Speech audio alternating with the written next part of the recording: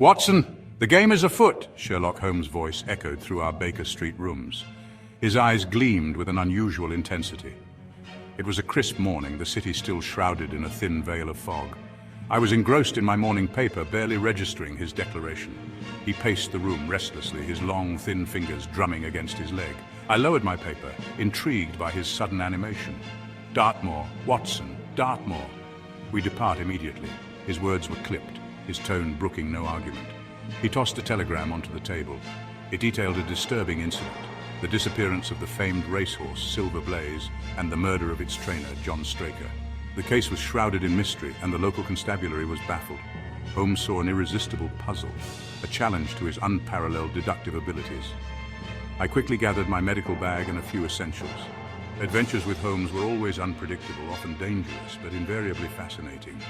The train journey was filled with anticipation. Holmes remained mostly silent, his mind already at work, piecing together the fragments of information he possessed. He stared out the window, his gaze fixed on the passing landscape as if searching for answers in the fleeting scenery. The fog-laden moors of Dartmoor loomed before us as we arrived. A sense of foreboding hung in the air. The disappearance of Silver Blaze and the death of Straker cast a pall over the usually vibrant racing world. The case was unusual, the circumstances bizarre. I knew Holmes relished such enigmas, and I braced myself for the intellectual whirlwind that was sure to follow. The desolate beauty of Dartmoor seemed to mirror the darkness of the mystery that awaited us. Silver Blaze, a magnificent creature, was the favorite for the upcoming Wessex Cup. His disappearance was a devastating blow to his owner, Colonel Ross. The horse was not only a symbol of prestige, but also a significant financial investment. The theft, so close to the race, was a calculated act, adding a layer of intrigue to the already perplexing situation. The local police suspected foul play, but their investigation had yielded little fruit.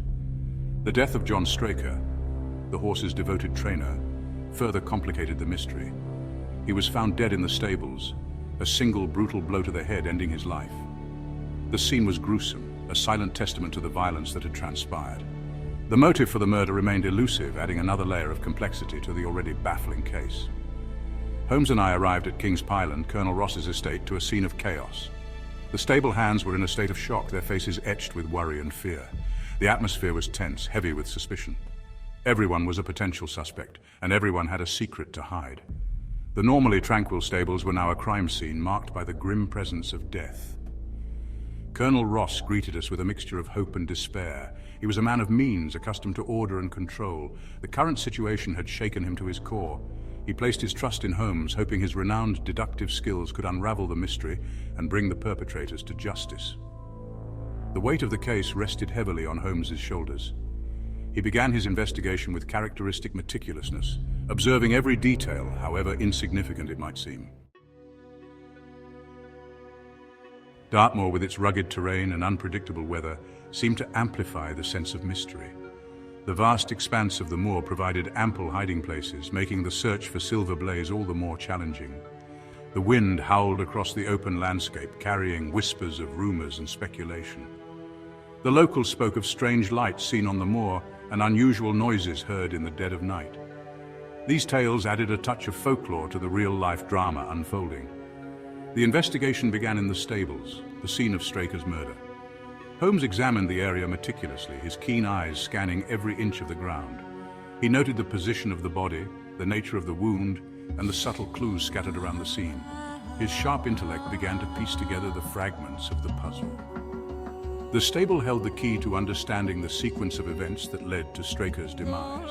Holmes questioned the stable lads, observing their reactions, their body language, and the nuances in their responses. He was a master of interrogation, able to discern truth from falsehood with uncanny accuracy.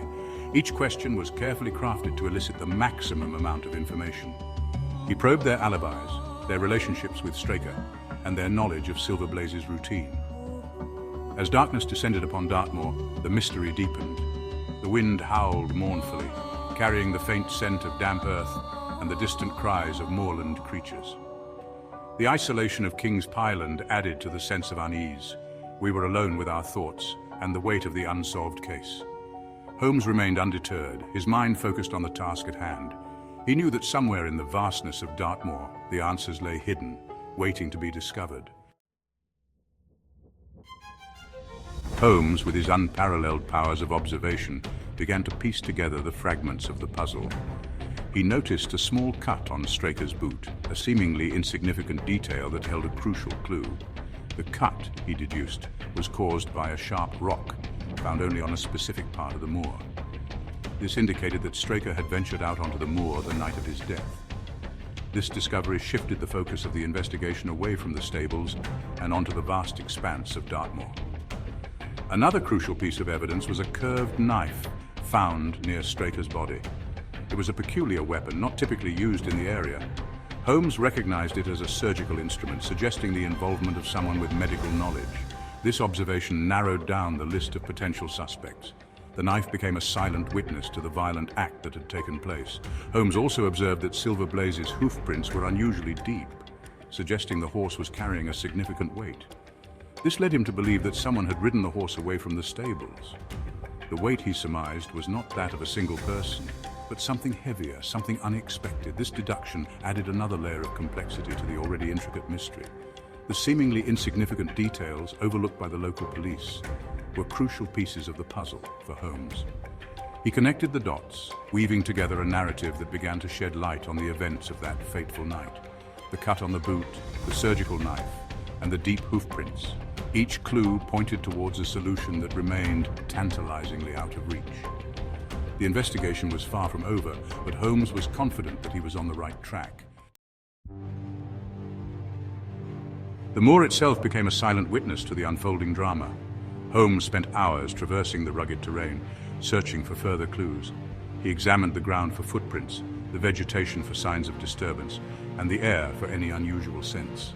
The moor, with its vast emptiness, held the secrets of the night of the crime. It whispered tales of clandestine meetings, hurried escapes, and a desperate struggle for survival. He discovered a discarded matchbox near the spot where Straker's body was found. The matchbox was of a specific brand, sold only in a few select locations. This discovery provided a valuable lead, linking the crime to a particular geographical area. It was a small but significant piece of the puzzle, placing a potential suspect within a defined radius. Holmes also noticed a peculiar pattern of hoof prints leading away from the stables. The prints were not consistent with Silver Blaze's usual gait. They indicated a horse running at full speed as if fleeing from something or someone. This suggested that the horse had been spooked, perhaps by the same person who had murdered Straker. The hoof prints became a silent narrative of the horse's desperate flight. The moor, initially a daunting obstacle, began to reveal its secrets.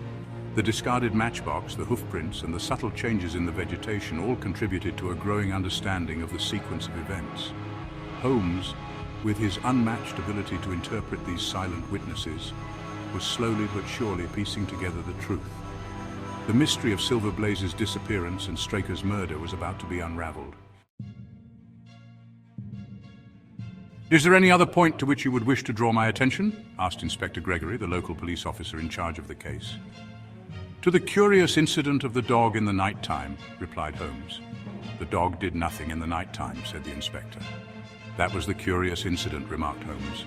This seemingly innocuous exchange held a profound significance.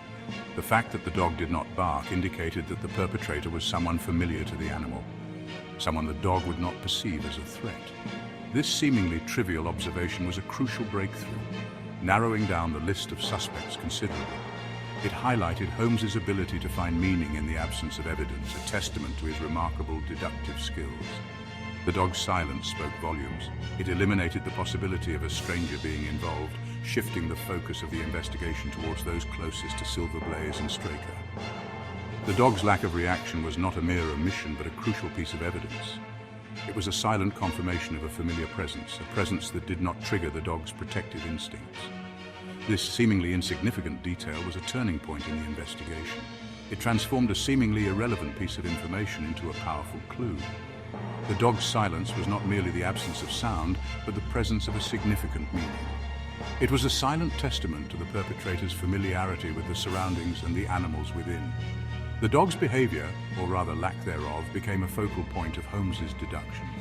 It was a silent clue that spoke louder than any bark. It revealed a hidden truth, a truth that lay concealed within the seemingly ordinary behavior of a seemingly ordinary dog. The dog's silence was the key to unlocking the mystery of Silver Blaze.